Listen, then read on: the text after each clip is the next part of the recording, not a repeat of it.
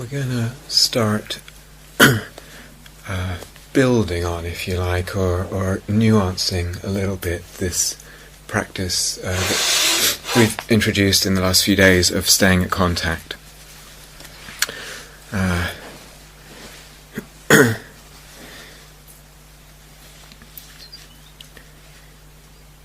If we talk about insight, comes in many different ways. It's possible to have insights through reflection or contemplation, in other words, through thought. It's possible to have an intuitive flash of insight. It's possible that insight comes from a moment of silent, clear looking, very simple, without thought. All of that, and many other ways too. What insight, generally speaking, what insights have in common is that they unlock freedom. I mean, that's part of what you could define insight as, is some kind of seeing or understanding that unlocks freedom. So there are many ways this can happen, many forms that can take. One division I just want to make right now is kind of two types of insight. One is a kind of the aha moment, many of you know.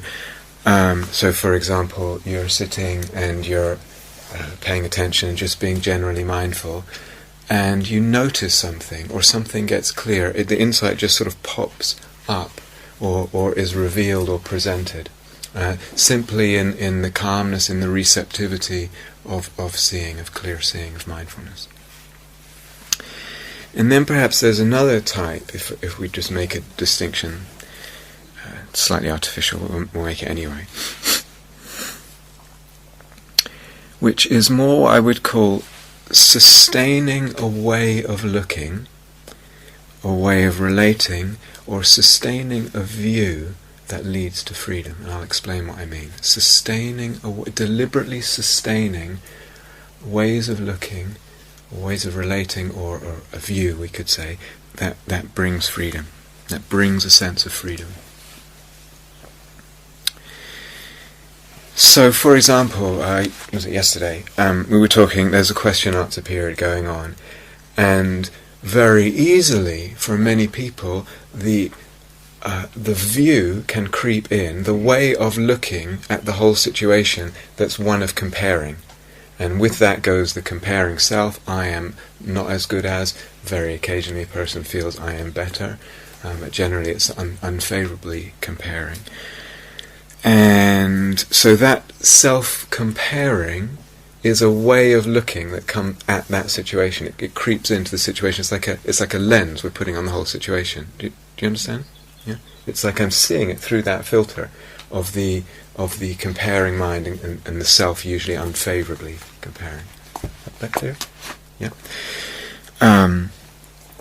Or the example I gave about, silly example about being the gardening expert, and there I am stomping around the house in the garden, looking at the plants and looking to find fault with the plants, looking to find fault with the way they're taken care of. So that's also a way of looking that will, that in that instance is acting as a filter, or that's not even the right word, as it colours my whole perception of the situation. You understand? Now, neither of those ways of looking will bring freedom or happiness. If I'm sitting in a Q&A and I'm looking at the whole situation, I'm perceiving the whole situation through the lens of the comparing mind, I will not feel happy and I will not feel free. Is that obvious? That's obvious, right? Good. Compare that with the practice that we've introduced, staying at contact. In a way, that's also a way of looking. It's a way of seeing. It's a way of perceiving. It's a kind of way of relating to this moment of experience. And it's a way of relating that, relatively speaking, brings or allows a lot more freedom, a lot more spaciousness into Yeah? Have you even begun to get a taste of that? Yeah, great. Excellent. So they're just ways of looking, some ways of looking that we have, some ways of looking that we have. In that way of looking, there is the construction of self. That very way of looking, the way I'm looking at this situation, the way I'm relating to this situation, the way I'm viewing it, the way I'm feeling it, the way I'm sensing it, the way I'm relating to it, constructs the self and binds us, imprisons us with that whole construction. And unfortunately, as human beings, there are many of those ways of looking, and we often have them as habits. We are habitually addicted without even realizing it. They become we take them as reality. We don't even realize they're going on often, and they're so close to us we can't even sense that they're there, and they're impacting how we feel, what we see, the possibility in the situation, the sense of freedom, all of that. And some ways of looking are available to us, and there are many ways of looking available to us as practitioners that do the opposite. And ways of looking that start unbinding, deconstructing the self, or not allowing it to be constructed so much, and opening up the sense of freedom. Okay, so at this point in the retreat, we're going to introduce what's called the 3 characteristics, and some of you may have heard of this, and for some it will be new, but we're going to introduce it with a particular angle on it. So it's a particular lens, particular slant on this. So the 3 characteristics is a particular teaching of the Buddha's. Do you want the Pali? Do you guys care about that? Or you do? Yeah. Okay. The first one is Anicca, Anicca, Anicca, and it means change or impermanence, flux. Actually, it also means uncertainty, interestingly. The second one is dukkha, Dukkha, and that means unsatisfactoriness, something like that. We'll go into these in much more detail over the days. And the last one is anatta, Anatta, anatta, and it means, atta is self, an is a kind of negation, so either no self or not self. And we will explore these. What, for our purposes on this retreat, we're going to use these as ways of looking. So each one provides a very, very powerful way of looking, of bringing freedom, ways of looking that bring freedom, that allow freedom, ways of looking that bring letting go, ways of looking that don't construct the self so much. And they bring that in the moment that we're looking. It's not like I see something and I hope that later on maybe I'll have a little bit of freedom. In the moment of looking this way, there will be freedom, or there is some degree of freedom. Generally speaking. What they also do, these 3 characteristics as ways of looking, is they also begin, it's almost like the consciousness begins to go on a journey of deeper seeing. They start to unfold deeper and deeper revelations about the nature of reality. It's almost like you start doing it, and that tunnels into an insight which goes on to the next insight, etc. And particularly what they reveal, the insights they reveal, they burrow deeply, tunnel deeply into the depths of this dependent arising and this construction business that we've been talking about, really into the subtlety of that. So much so that it's into how even such subtle, taken for granted aspects of our existence like space or time are also constructs. Now on this retreat, we're just beginning that tunneling process. As I say, we're working mostly on the self and the way the self is constructed. But actually, these three characteristics are like three avenues, three tunnels, and one can keep going and keep going and keep going if one really develops the practices of them. They're immensely powerful if they're used in the right way. If they're used in the right way. We're beginning that. As the Buddha said, after his famous story, after his awakening, which supposedly happened, one night, might have been longer, but he was really unsure whether to teach or not. And so this is hard to see what I've discovered, this emptiness, this dependent arising, hard to understand, hard to discern. And he wasn't sure whether to teach it or not. So in a way, we need we need quite powerful digging implements, if you like, to tunnel. We need ways of looking that really penetrate. Sometimes we might wish that just being present might reveal all the depths of that dependent arising and the subtlety of emptiness, but it may not. We may need something a bit more powerful, or a lot more powerful. So we're going to introduce these three characteristic practices over the next days, over the next, 4, 5, 6 days, whatever it is, gradually, one by one. I'm not sure what the right way of doing this. We could have given you all in one go, and then you kind of see where you are. But we're going to do it one by one over the next days, and we'd like you to try each one and see which is your favourite. It might be you like them all. It might be you like a couple of them or just one of them. Hopefully at least one. By favourite, I mean what works best. Like I said, if you find the right way of working these practices, you actually feel the freedom unfold in the moment. You actually feel it. It's palpable. It might be subtle, but it's actually palpable. There's a sense of letting go, and that's what I mean by it works best. So today I just want to talk about impermanence and kind of give it to you as a practice and hopefully as clearly as possible.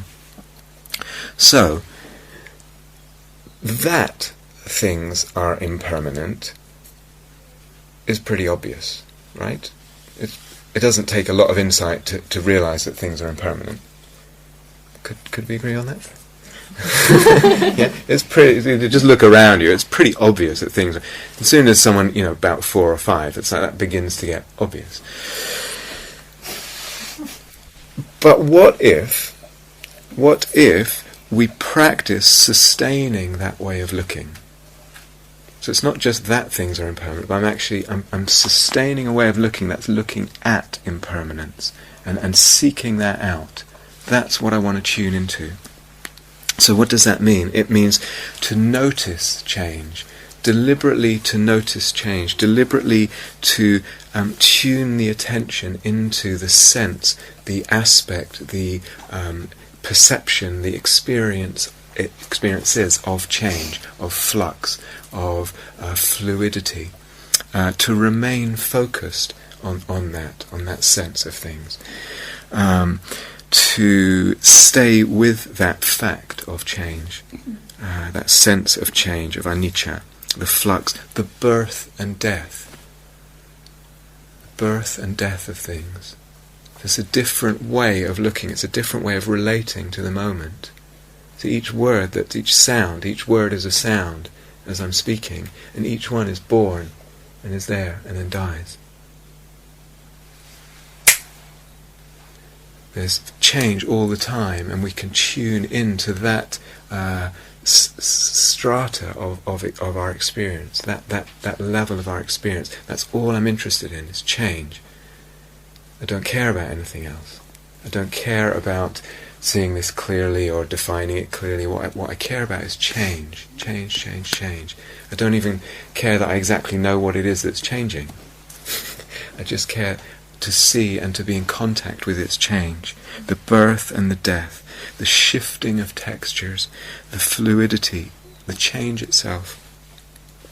Now, just as fast as it's kind of revealing itself moment to moment. So one doesn't need to pressure it too much to kind of see nanoseconds of change if that's not what's revealing itself. So mostly we're interested in moment-to-moment change. I'll give some examples in a second. But there's many levels, many sort of frequencies of change in our life. So, for example, often, might say to someone, okay, this morning, what mood were you in when you woke up? Maybe happy, maybe grumpy, maybe slightly depressed, maybe elated, maybe curious, whatever. Was that same mood still there at lunchtime? Or had it changed? Maybe it had changed somewhere and gone back. Or how is it now compared to when you woke up? And checking tonight. So there's a kind of everyday frequency of fluctuation, which is really important to see. Because that's where we often get stuck. I wake up in the morning, I feel low, and then there's woven into that this assumption that it's just going to last all day long. And actually just very simple. You just see, but it doesn't. It doesn't. Things have gaps in them, just on that level. So that's an important level too, but primarily for this practice, we're more leaning towards the moment-to-moment level of noticing change. So, I'm going to do the bell example again. So, was it yesterday? Seems like ages ago. Was it yesterday? Goodness me. Okay. Going to hit the bell again. We did bare contact with the bell. Now, same deal. You're coming bare contact, but listening to and for the fluctuations in the sound of the bell. Now, there's the moment that it starts and the moment that it ends, actually kind of goes into imperceptibility at the end. But there's within that, you can hear it kind of throbbing, pulsing, etc. Do you understand? So, let's do that again. And this is what you're tuning into deliberately. And just as we did yesterday, you'll notice that, well, halfway through, or actually about 1 second after it was struck, the mind has wandered. No problem. You just bring it back. It's like your object for this amount of time that it's ringing, right? So, flux, change, shifting of sound.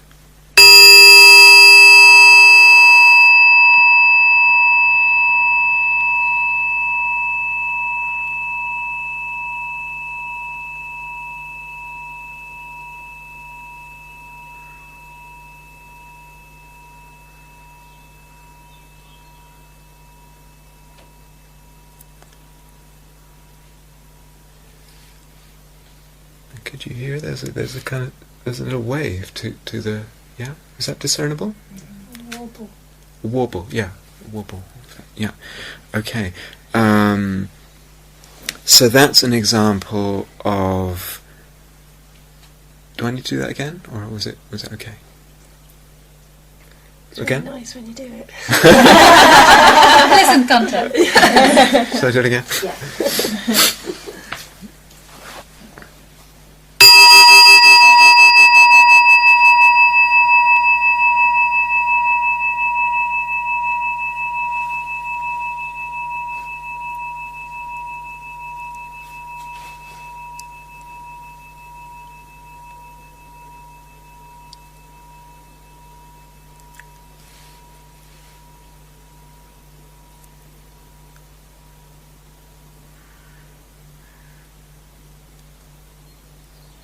And then it's over, and that overness is part of the impermanence as well as the micro fluctuations. What's nice about it?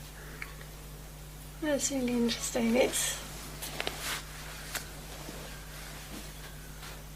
the sound that I like. Mm-hmm.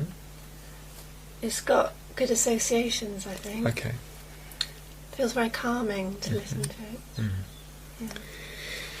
I'm partly asking that because I'm wondering if that calming is also because of the bare attention as well. There's not that, so there's a real, like we talked about a little bit, so when you're paying bare attention, you're really simplifying things, and it's like that tends to calm the being. There's less of a construction around what's going on. There's less of this mania of the mind to construct and construct. Do you understand? When we're doing the impermanence, we're actually taking that a level deeper, taking it a level deeper.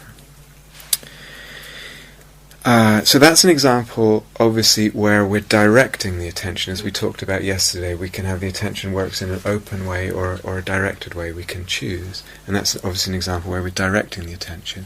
Well, what if we were to open out the listening right now? Just the totality of sound, all of it, it's like a sphere. The awareness is open.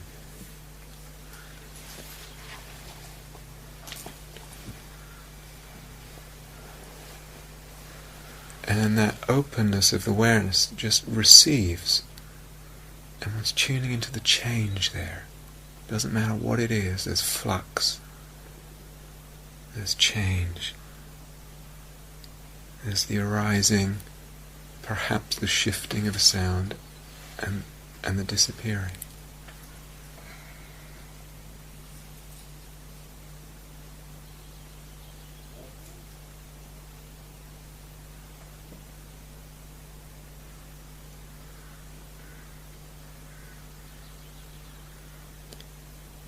So I'm tuning in to that texture of change.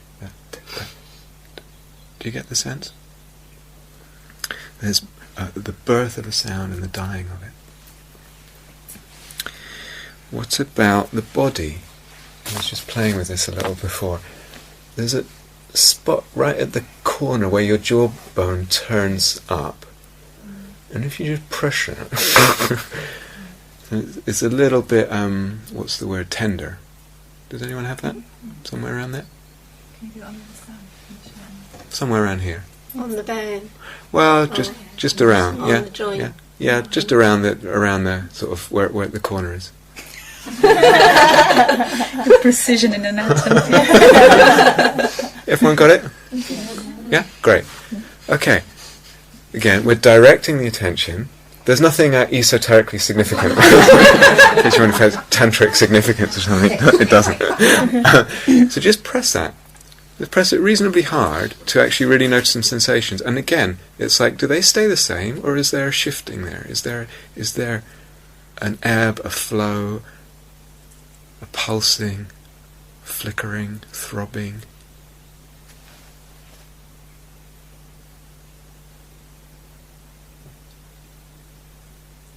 Noticing change, anicca, impermanence.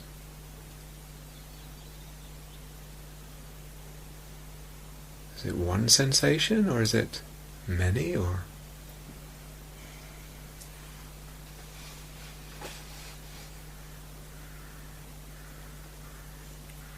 Can you sense the change there? Mm-hmm. Yeah? Very good. And of course, what about your hands? Hands are often quite sick because they have a lot of nerve endings in them. And just however your hands are, just tuning in to the hands. And what's the experience? Again, going to bare contact with the sensations in the hand, and then noticing the changing, throbbing, flickering, appearing, disappearing.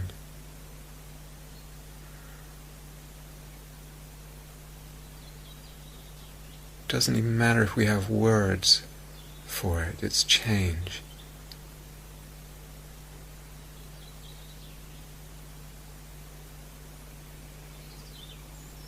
Can you sense that? Mm-hmm. Yeah, okay. And of course, again, we could open up the attention. You could be with the whole body, in the field of the whole body.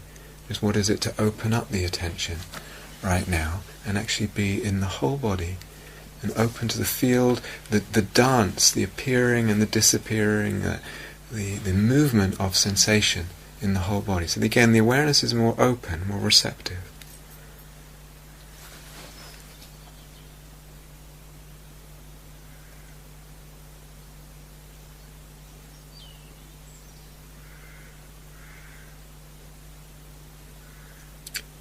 Sometimes you get little flickers, sometimes you get whole bands of pressure or sensation shifting.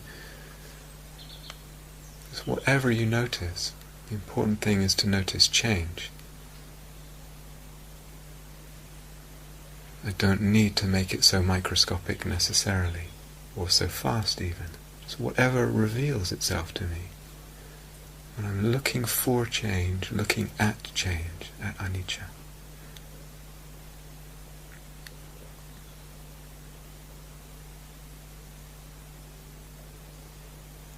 So this body, what we call the body, experientially, it's a field of change. So it's a sea of changing sensations.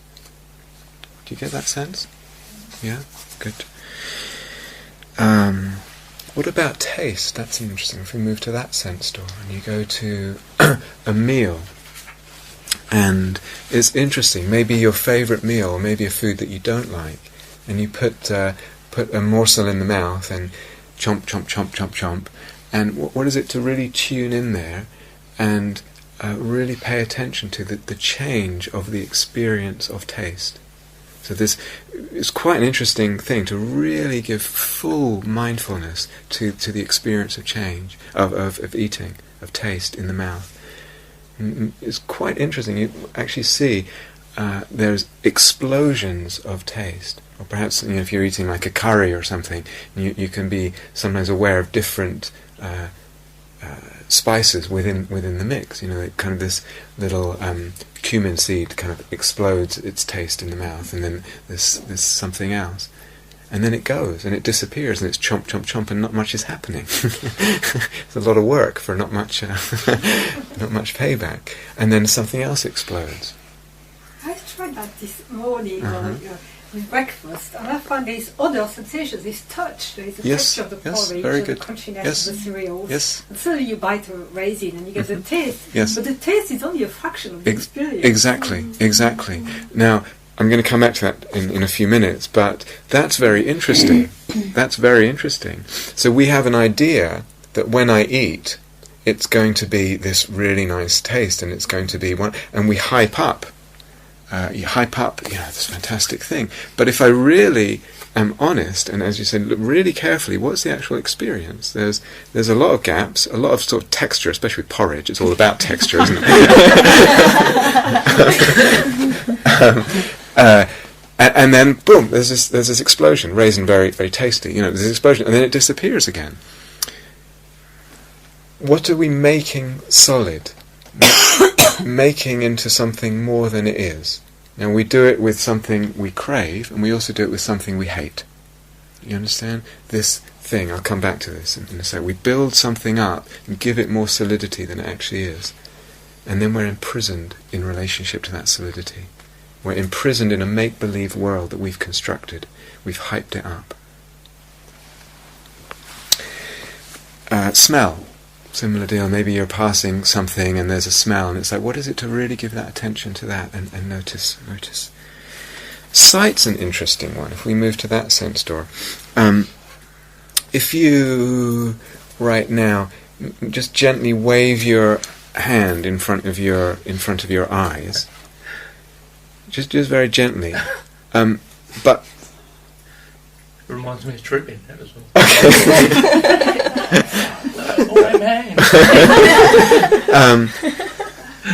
What is it to see it?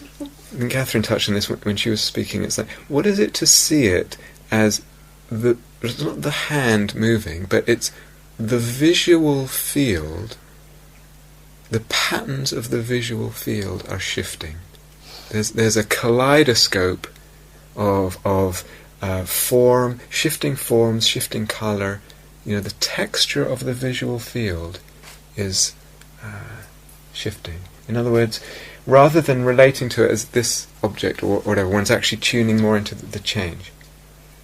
Are you focusing on the hand, though? Are you, like, your eyes looking at that even though they're not constructing, or are you looking at the whole? If you take in the whole visual field, are people too hot, or is it okay? If you take in the whole visual field, then you're more likely to notice the change. If you look at just the hand itself, you're more likely to kind of just have a sense of the object hand, and there's less sense of change. So the hand's kind of out of focus? Right? In a way, yeah, that will help highlight the change more. It's interesting if you focus on the negative space of the hand rather than the positive. Can you explain what you mean by that, Rose? The space between. Between what? The the solid part of the hand. So between the fingers, etc. Between the fingers. Mhm. What happens then? Well, everything would be sort of very different. Can you say how? Well, the hand stops being a hand. Aha. Okay. You've got space coming in Yeah, fingers, yeah. rather than a hand going Yeah, in. very good. Fingers. That's actually really important. I don't know how much we're going to get into that on this retreat, but if it comes up for you more, then it's something we can talk about. Yeah, because this is getting into more about the emptiness of phenomena, but we construct phenomena through perception, through attention, the way we pay attention, all of that. But see, if it feels like really compelling for you, then we can talk about it more. It's an art thing. Yeah, I'm sure, absolutely. It's about ways of looking again. Yeah, exactly.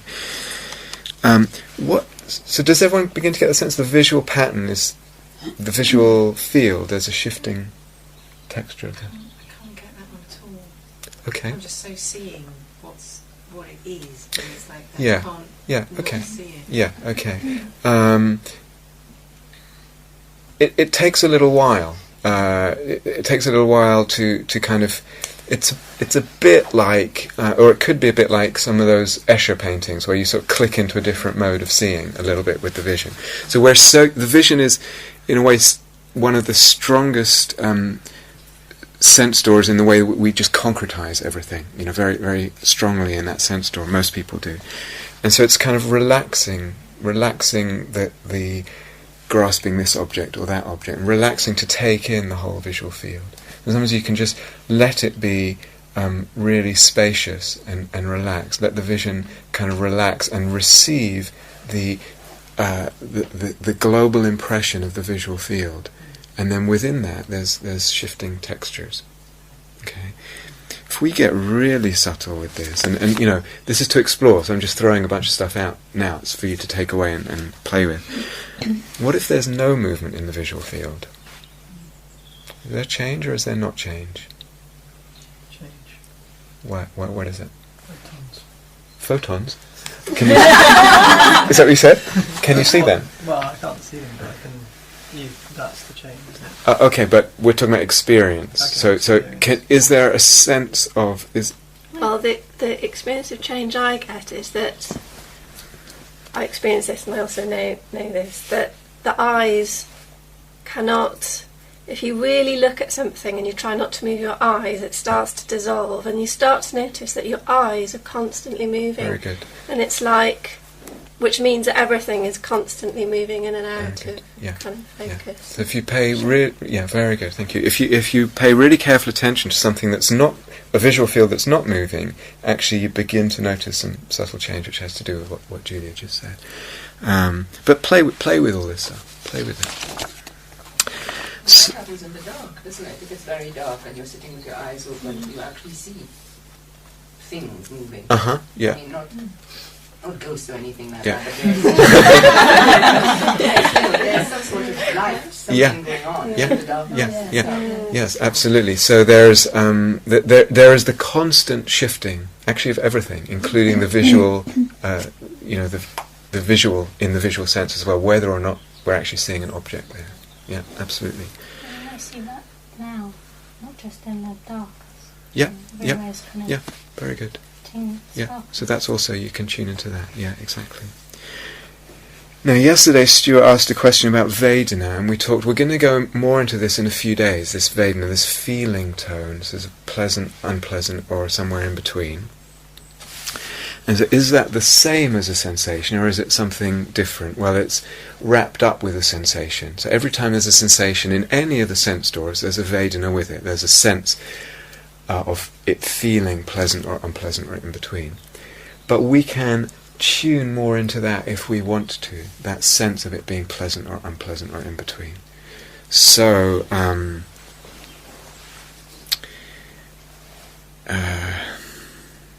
what would it be?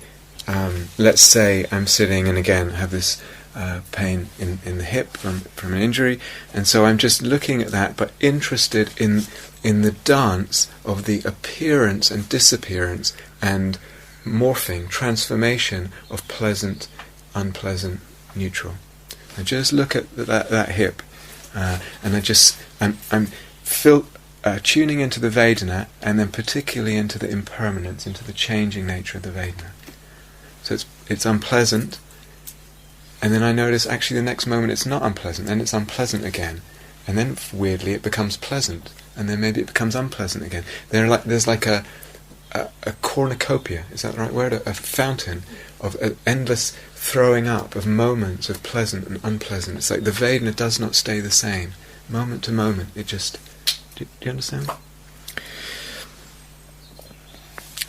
Or I could stay with one sense door. So again, we could go back to listening and that kind of openness of listening. And maybe the rooks get really loud. Not so loud now, is it? No, something else about that pain. Yeah. You mentioned pain quite a lot. Could you sort of go to the pain and then sort of stay with it and ask, does it have a colour? Does it have a texture? That sort of thing? Would you do that or not? Not at this point, no. I've done that and it does help. Okay, what... And you actually see the pain move. Sometimes it changes colour, it changes texture. Oh, I see, okay. Yeah, if that's helping to key you into the change aspect of it, yeah, go for it. Go for it. Other times, you might want to tune more into the sort of bare contact of the physical sense of pressure that goes with pain, and that the shifting of that as well, yeah. But anything that tunes you into a sense of change at this point is great, yeah. If we're open to the sense door of listening, and it's like just noticing some sounds are a little bit pleasant, some are unpleasant, many are in between, and tracking the Vedana, the change in the Vedana of sound. Yeah? Thoughts, we touched... I'm not sure I know what Vedana is. Okay. Tracking the Vedana of the sound. Yeah. We'll talk more about Vedana in a couple of days, but for now, what it means is the felt experience of pleasantness or unpleasantness, or neither, that goes with any experience. So, I mean, clearly if I stub my toe and I've got no shoes on, it's painful, and that's unpleasant. Generally. Generally, yeah, clearly. And so we say the Vedana of that is unpleasant. Yeah? Okay. Thoughts, we said they're a little bit more tricky, thoughts. But when you're feeling a bit more settled in the meditation, it might be interesting to open up and look at the impermanence of thoughts. Coming, going, darting through the mind, appearing, disappearing, imagery, words, snippets of songs, opinions, whatever it is.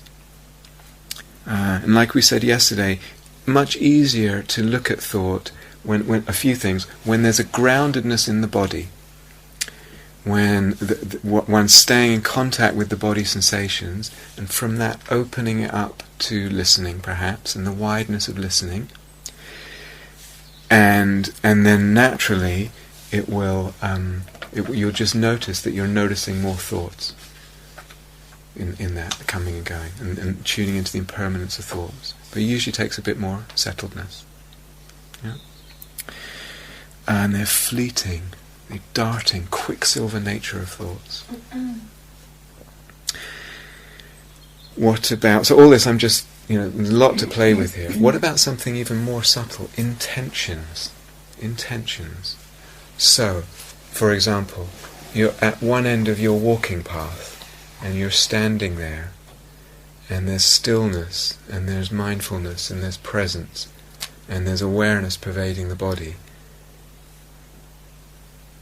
and waiting for the intention to take the first step. What does that feel like, that movement? We rarely think, now I'm going to take the first step. That's rarely how an intention arises. It arises as a kind of blip like that. What happens if I just pay attention to the arising of intentions? It's quite subtle, but you can actually catch it in those quieter moments. You're just standing there, open to the sense of the arising of intention. And what happens? It ripples through the body. And the intention is there, maybe it has the fruition of action, maybe not. or you're standing outside your door, and when is the arm going to move to turn the handle to go in? So you just see these movements of intention, and then they're gone. A movement of intention, it's gone. It's quite subtle, but really good to start being able to penetrate the workings of the mind at that level, if it's possible. Okay, and then of course we can. So you can direct the mind. You can choose one sense door. You can also open up to the global totality of things, especially if you're feeling quite settled.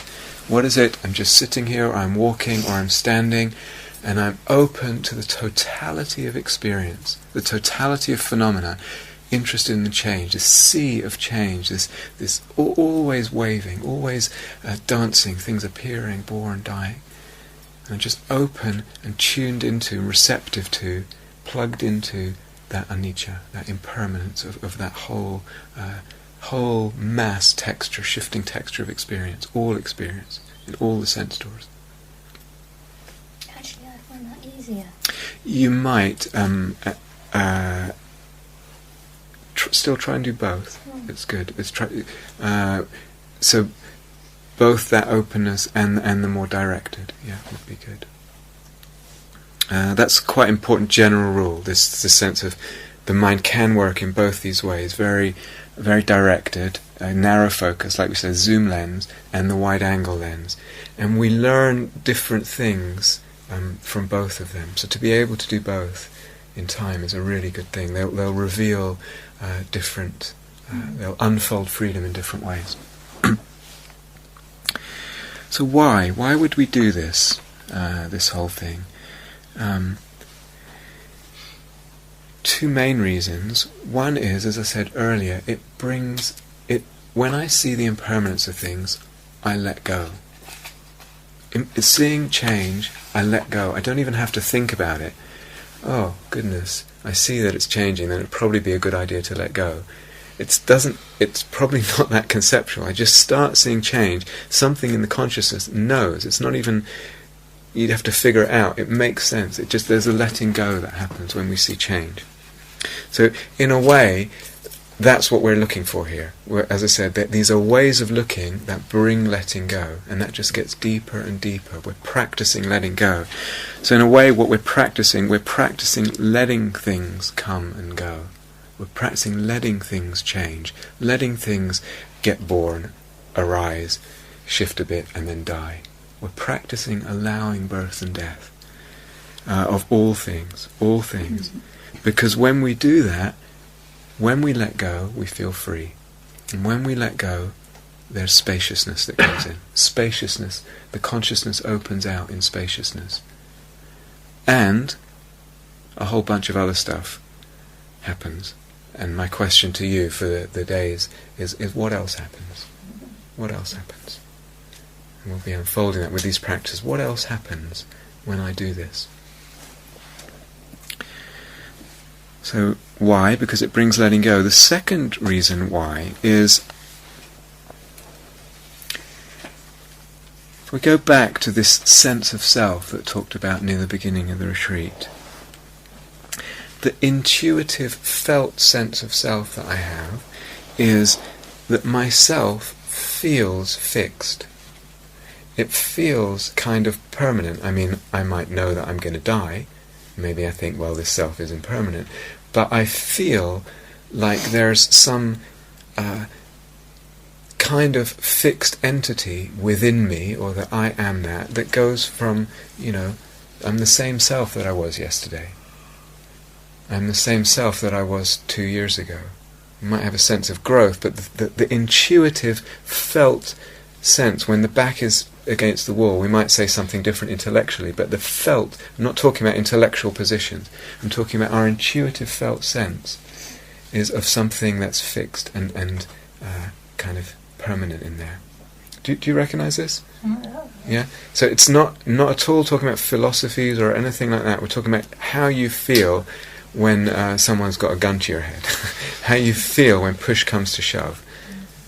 I feel there's something fixed in me and solid and somehow independent and permanent. And when I look, impermanence, impermanence, impermanence, impermanence, everything I look at, all I see is change. Where is this thing? I cannot find this self that I feel to be a reality, that intuitively seems so real that we take it for granted. I look and I cannot find it. I cannot find that thing.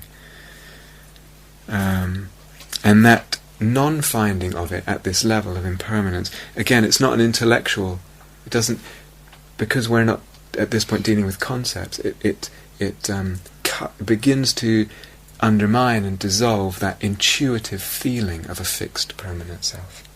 Yeah? It's not I'm not coming in with some philosophy of replacing one philosophy with another philosophy. Would you say, is that akin to, I'm just trying to imagine what that might be like, but the experience of, so when you're looking at something or feeling something, and the sense of the separation of you as the looker, and it kind of dissolves. If you're kind of absorbed in the change of it, Mm-hmm. then you don't have such a solid sense of self. Is that what you're talking about? That's different. That's part of what I said. What else happens? That might be part of that. So we can pick that up again. That's actually really important. That's really, really important. In terms of what I'm talking about now, it's more like this is something that would shift more the long-term view of the self, and the long-term feeling of the self as being something somehow fixed and independent. If it's fixed and independent, I have to find. If all I look inside, and all I see is things that are shifting, all I see is things that don't last, then where is this fixed self that I feel that I have? It's slightly different. But that's actually important, June. So bring it up again, because it's part of what begins to happen as I pursue these practices. There's also the sense that sort of that sense of self is doing the looking anyway. Yeah, so yeah. I kind of understand what you're saying as an inquiry, but there's, it's like I came to the retreat, and, Yes. and it's all changing, but there's still... Yeah. Still what? That sense, it's that sense that there's this me doing it, Yeah. and it's happening to me. Yeah, and yeah. Even though it can, it's changing, it's constantly changing, but it's changing for me. Yeah. What is that me that it's changing for? Where is it? Show it. Well, you can't find it. Okay. It's constantly running, isn't it? It's like... Well, something is happening, but is it a me that's happening? I guess sometimes it feels more solid than others. Yeah, exactly. Which is what we're saying on this retreat. Sometimes it feels more solid than others. When it feels solid, just because it feels solid, does that make it a reality? Or is it feeling solid because I'm constructing it? Or because, sorry, talking the passive, because it is being constructed. Do you understand? So, I do understand. But what is it that's doing the looking? Looking is doing looking. Looking is looking. There's really no one running the show. What is blowing the wind? What blows the wind when the wind blows? It just seems to blow. There's levels of this, Jane. There's really levels. So, I kind of know. I do know that. But okay, but what you're touching on is something very important, because we'll harp on about this and the intuitive sense of but there's someone doing this. Yeah, but it's happening to someone. That's so strong. It's so gut. We're not talking about an intellectual position. It's so gut, and so that's why I said earlier. It's like I have to find ways of kind of dissolving that view, of seeing beyond that view, of seeing beyond that sense of things. That's why the Buddha said, this is hard to teach. It's hard to overturn that really ingrained sense of self and kind of begin questioning it as a reality in a way that makes a difference in one's life. We'll get to this later in the retreat. So one of the last hiding places of the self-sense is with awareness. I'm the one looking, I'm the witness. Now that could be a philosophical position. You are the witness, you are consciousness, etc. You are awareness. Or it can be just a felt sense. There's a sense that everything else is changing, but I'm the one looking at it. It's happening to me, and that's very hard to overturn. But that's possible with these kind of practices. Is there a but there? I just wondered if it's very clear to you that you're not. If you've been doing it a long time. Yeah. Is it very clear? It's clear, but the self-sense comes and goes. Self-sense comes and goes, and it will come and go until one's completely enlightened, what they call an arahant. So the self-sense arises and passes. But there come, what can we say, stages in practice where one knows something in a way that's kind of irreversible. And that makes a difference, makes a big difference. So there's something about knowing in one's bones that one is not those things. And then when one knows that, it's like there's limits to what can get constructed then, in terms of how much of a mess of construction can be made. It doesn't go beyond a certain point. But still self-sense arises, and it will start attaching to things like awareness, etc. But some other part knows that it's not that. And then at times of practice, and we'll get to this, there's ways of kind of moving into spaces where that identification with awareness, etc., you can unhook it, dissolve it. If that makes sense. Yeah? So, like I said, this is a journey. This 3 characteristics business. It's like you start with something, and of course there's going to be all kinds of questions, but it's almost like, I feel like if one just tries the practice and keeps going, it begins unfolding itself, and then one thing kind of leads to the next. If I try and jump to the end at first, it's not going to. It will feel like, well, yeah, but what about this or what about that? But there's a way that naturally, like one platform of insight will lead to the next. If that, so it's kind of, one has to kind of get one's hands dirty a little bit and one's feet wet. Can you sum the whole of the rest of the talk up in the next 2 minutes? Yeah. And then expound it more afterwards. Yeah. That's it, actually. That's the main thing. I'm going to say 2 more things. One is very briefly. One is we've already touched on it in this talk. It's throwing something out about the emptiness of phenomena. So we talked about when Sophie asked about eating and tasting, etc. When I see impermanence, I also begin to see that things, phenomena, experiences are also not as solid and substantial as they seem to be. Like I begin to see the holes in things, the gaps in things. So like this fantastic meal, or this terrible meal, or this experience or that experience. What about a feeling of depression or heaviness? And it seems like, such a block of concrete that the consciousness is kind of under. So solid, so impenetrable, so heavy. And I begin turning the attention to it and looking for the change. And you start to see it's got lots of gaps in it. There's a moment of feeling of depression, however I notice that. And then there's another one, this heaviness. And then there's a moment of nothing. And then there's a moment of lightness. And then there's a moment of depression. And then there's a moment of depression. And then there's a moment of joy. Where did that come from? And then it's got lots of gaps in it. And this thing that looks so solid is not so solid.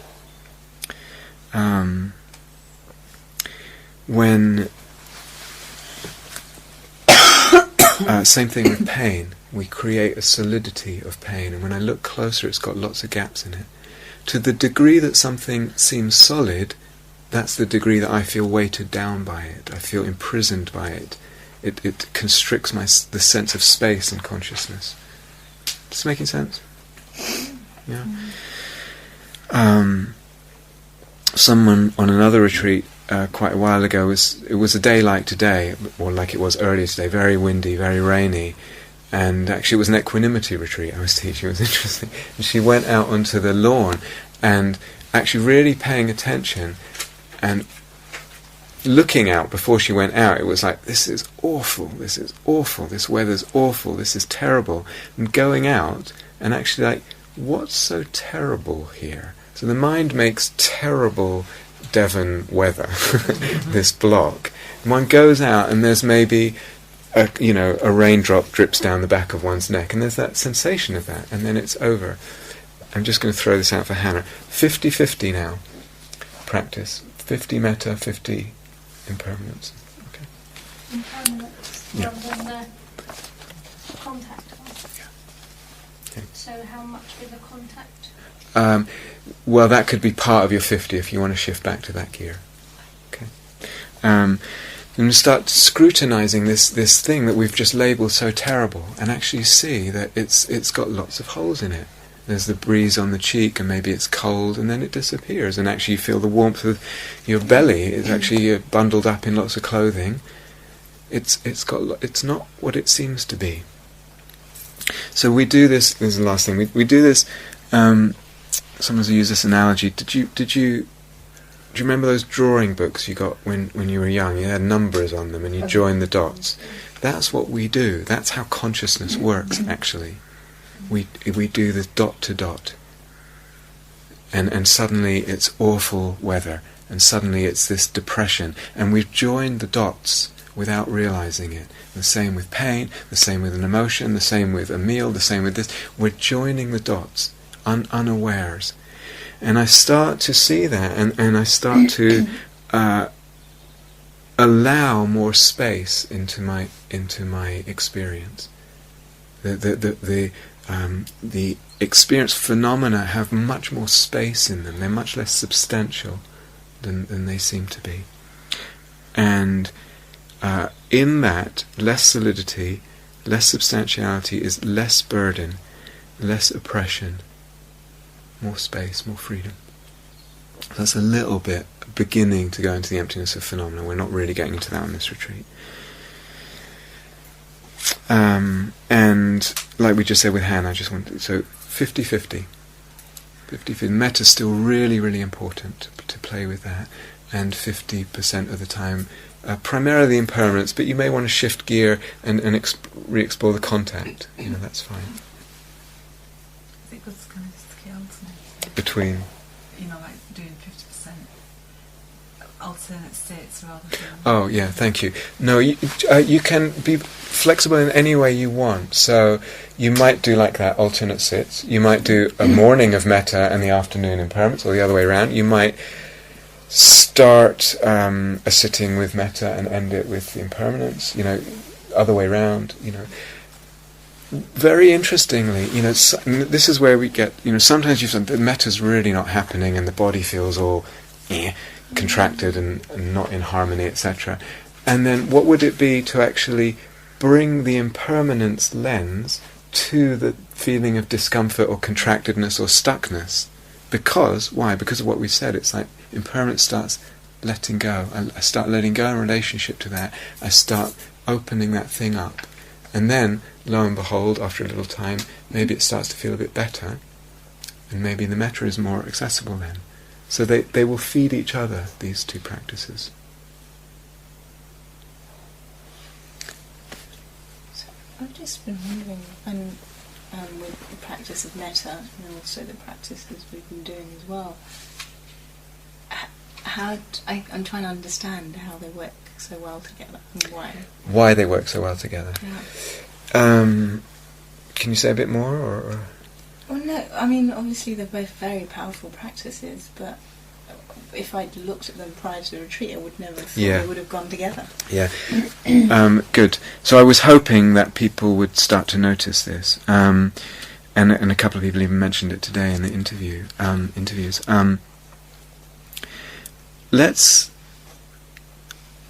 If we go back to this concept of constructing the self, when I'm staying at contact, it's clear, as we said, that I'm not indulging in this construction of self so much. I'm stopping that process short, right? Mm-hmm. When I'm doing the metta as well, I'm also doing something similar. Look, the mind is occupied with may I be well, may you be well. It can't get into too much trouble. It's limited. It's limited how much construction it can do in that sense. So that's one piece. They're both a kind of relative less construction of the self. Yeah.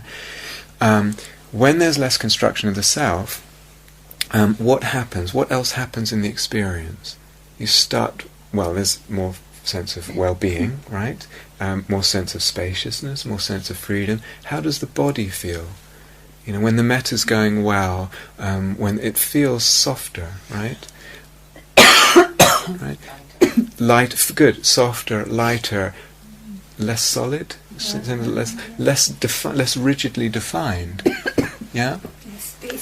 Space. Okay, so all these qualities, it's like when the metta goes well, or when I'm not building the self so much, all of that happens to the perception of both the self and the body. Starts getting we're not building the self, we're also not building the perception of the body.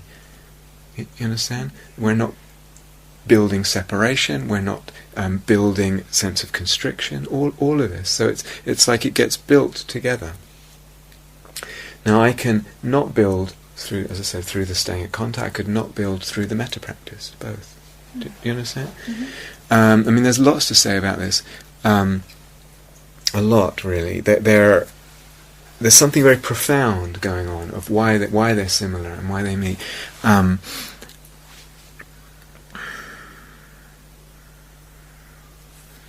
my brain just stopped. I'm not getting very much discrimination between the two. Yeah, several people have said that. So experientially, they may feel like they're pretty similar. Thank you, that reminds me of what I was saying. Experientially, they may be pretty similar in the sense of everything starts to feel relatively softer, relatively more spacious, relatively more well-being, relatively all that, etc. Right? In both practices. Because that's what happens when we don't construct so much self and we don't construct so much of this or that.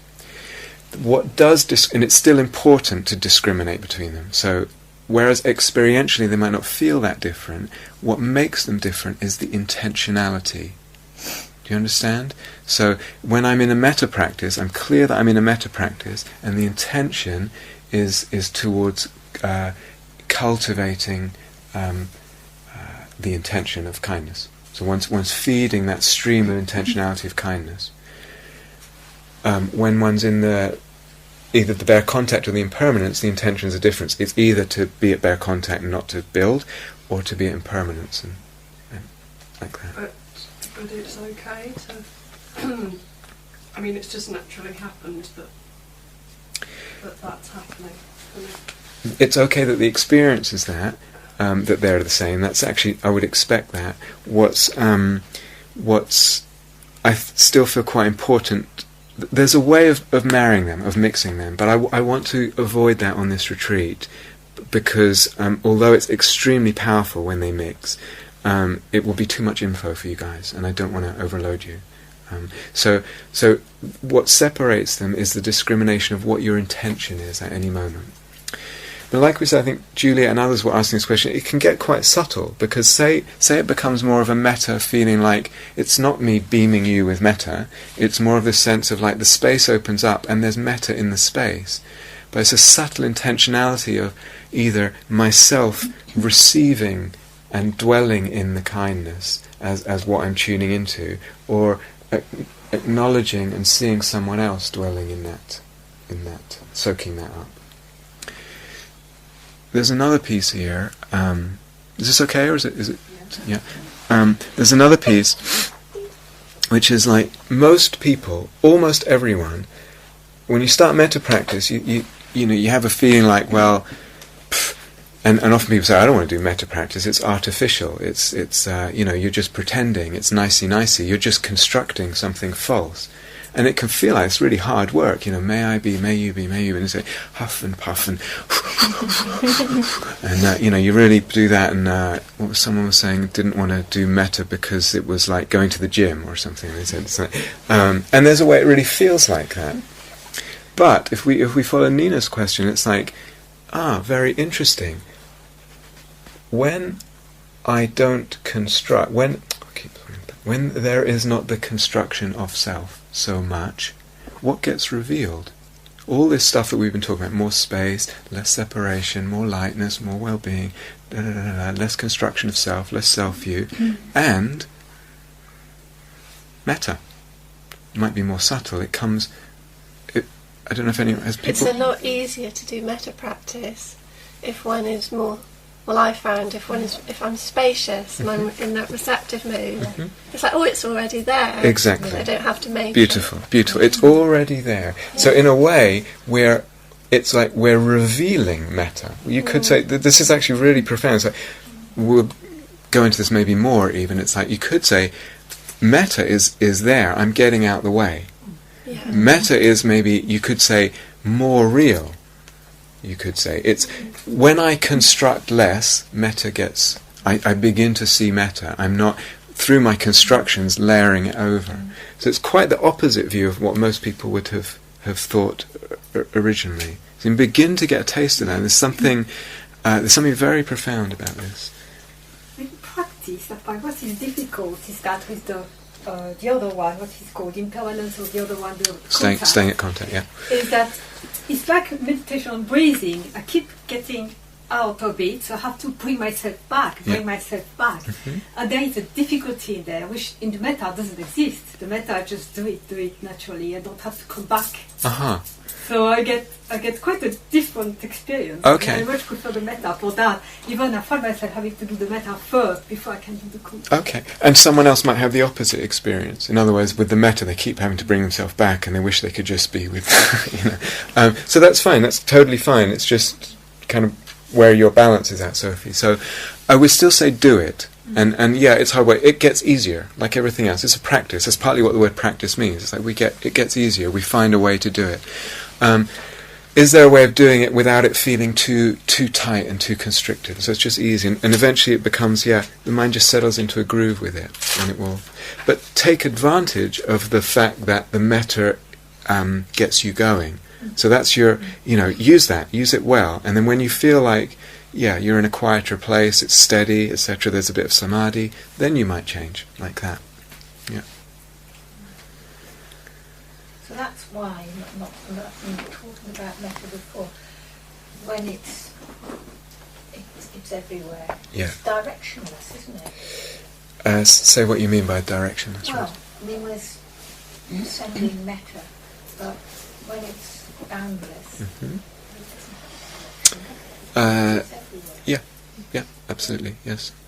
Yeah, so that's, with metta, it's like, I really want to get, that's a really important experience, and can we have this sense of a view like all experiences of metta are equally cool? So it's like careful of prioritizing, like I said, the impersonal metta versus the personal, the universal, or the mystical versus the sort of human, etc. There's a real sense of like, wow, metta comes in so many shades and flavors and expressions and manifestations, and they're all good. Rather than, I've heard about that and I'm going for that. It's all good.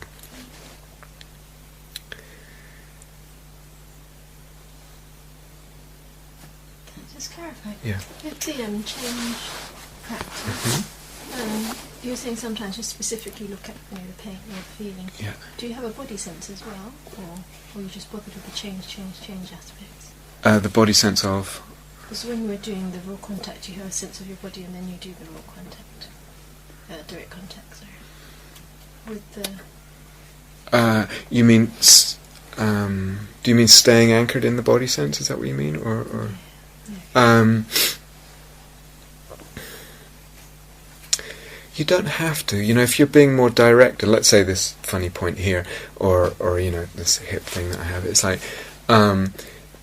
you can go there very specific and not worry so much about the rest of the body. Yeah, that's fine. That's good. Then you're being more kind of directed with the attention.